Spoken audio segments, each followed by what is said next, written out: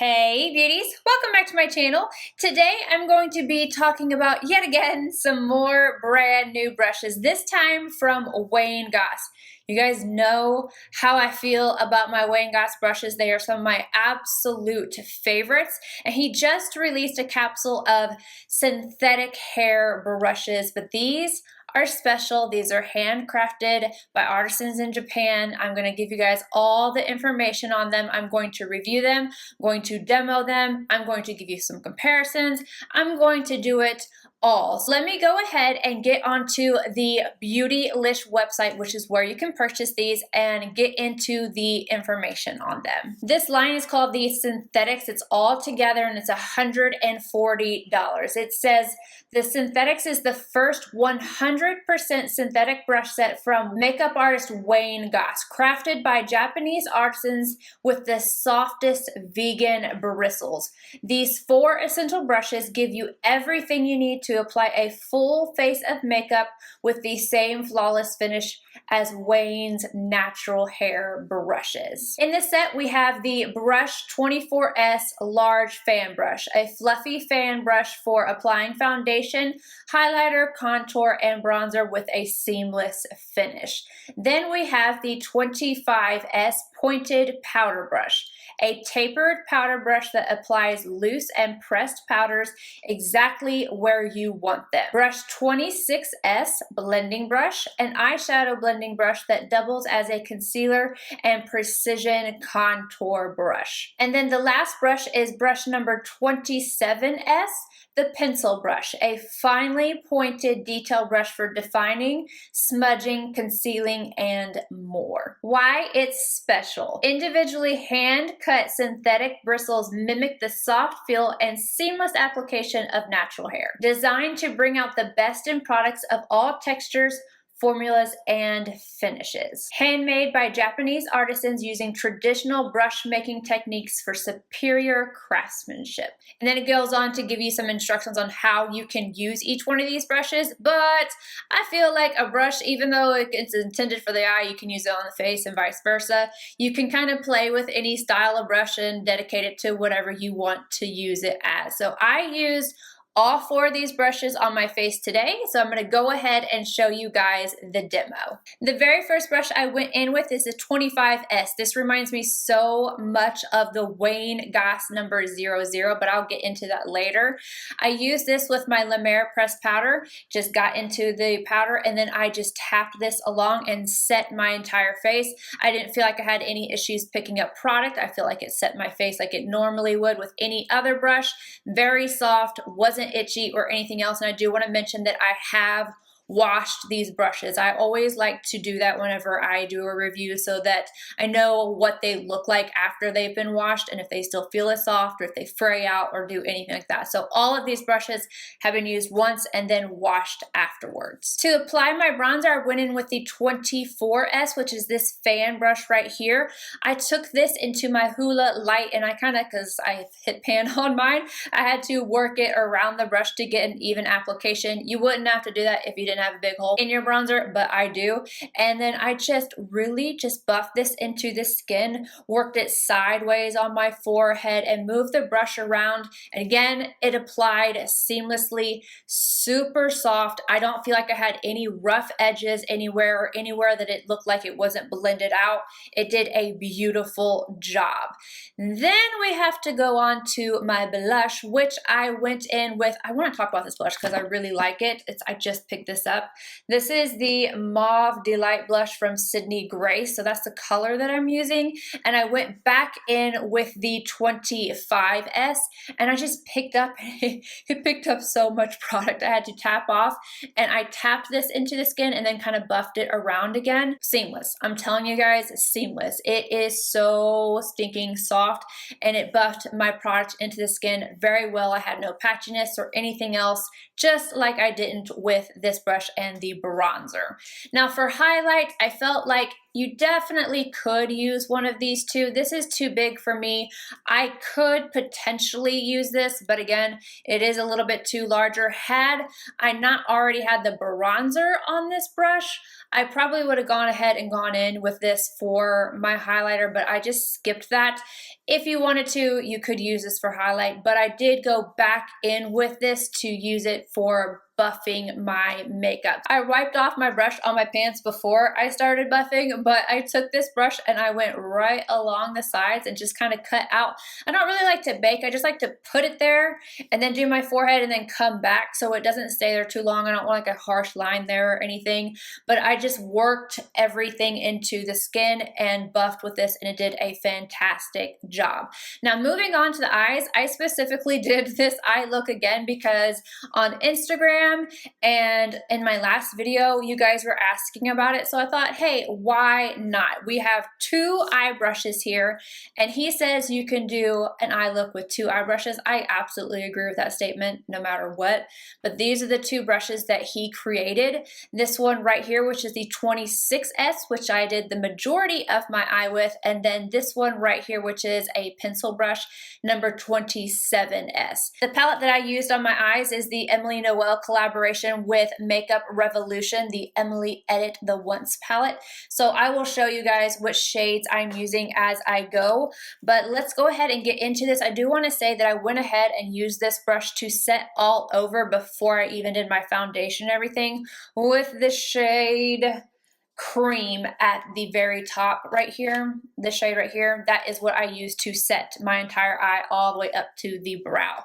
So let me go ahead and tell you how I did this eye. I'm using the 26S again, as I said, and I'm going in with the first shade Laugh Cry, and I'm taking that and I'm applying it to the outer corner, and I'm using it kind of like a flat brush and applying and tapping that color into place. And then I kind of turn the brush on its side to work it into the crease and back and forth windshield wiper motions. This brush is a little bit harder to use in circular motions, but I was able to achieve that and still get a really nice blended out effect.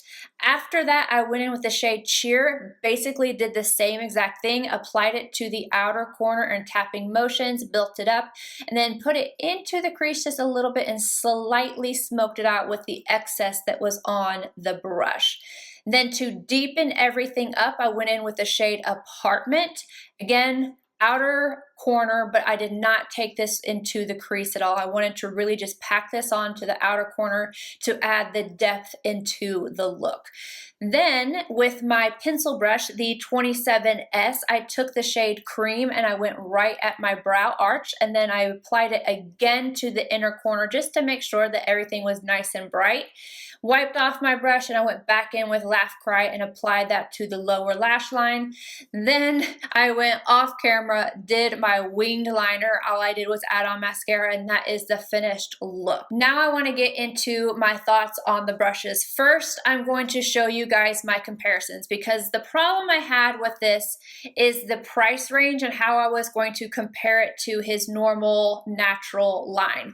With MAC, they redid their entire collection, same brushes, into synthetic, and they had the same price. I had a big issue with that.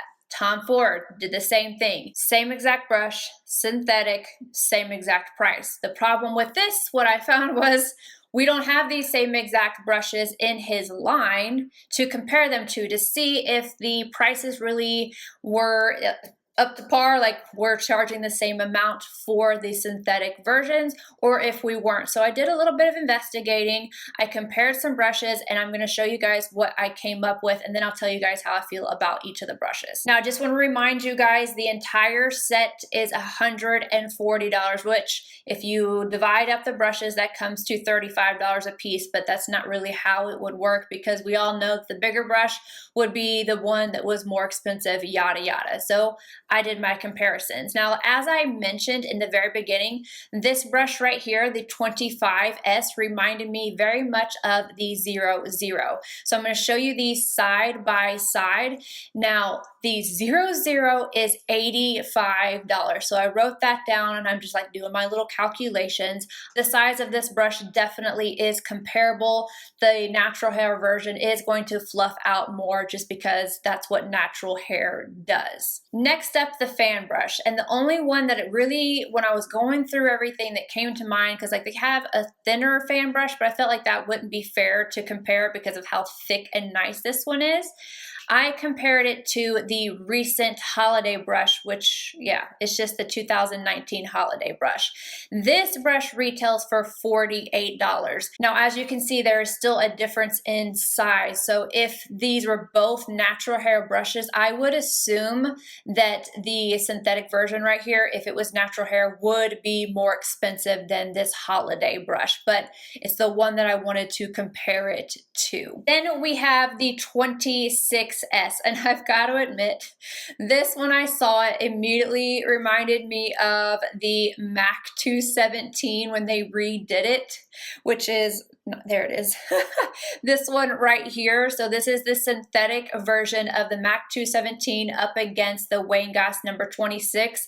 I don't think you can see really the difference on camera, but this one is thinner, and I've washed and used this several times. It's still thinner than what the Wayne Goss one is. So if I was going to pick between the two, it would definitely be this one. I hate this brush, but this one right here is $24, whether it was a natural hair version or this synthetic version. Now, when you go into his line, there's two different brushes that I want to compare it to, and the first one is a 06. I felt like shape-wise and like the thin or thickness of it, this was the closest to it in his line, and the number 6 retails for $25. And then the last one I have for a comparison in his line is the number 18, which I absolutely adore. This one is a little bit more fluffy than what the synthetic version is. I feel like this one blends just a little bit easier than the synthetic version, and the price point on this one is $27. And then the last brush is this pencil brush. Really, he doesn't have an individual that you can buy other than this precision one, the number 5. So you can see those side by side. The number 5 is definitely smaller, so it doesn't compare as much, and it's $20. So I thought that it was more fair to compare it to the MAC one. I don't have the MAC synthetic version of the 219, but they're exactly the same price again, but again, synthetic. So I wanted to show you those two side by side. The MAC one is just a little bit more pointy, but the 219 from MAC is $25. So what I did was take the $140 price tag of the line and compared it to the comparisons of his line as well as the one from MAC, these two from MAC, because really this one was the only option that was comparable. And then these two right here, the 6 and the 217, are only $1 apart. So if you bought the other ones individually of natural hair, it was $181 or $182 altogether, whereas the synthetic set is $140. So I do believe that he did cut the cost down on these. I really had to do my research, you guys, because I was like, I have no way of knowing. I don't have anything to compare it to, but I really tried to do my best to be extremely fair and show you guys the best breakdown I possibly could. So that is one thing that I feel very happy about, is that while Tom Ford and MAC did not drop their prices at all, I do feel like when you compare the two, I feel like he did drop down the price of these.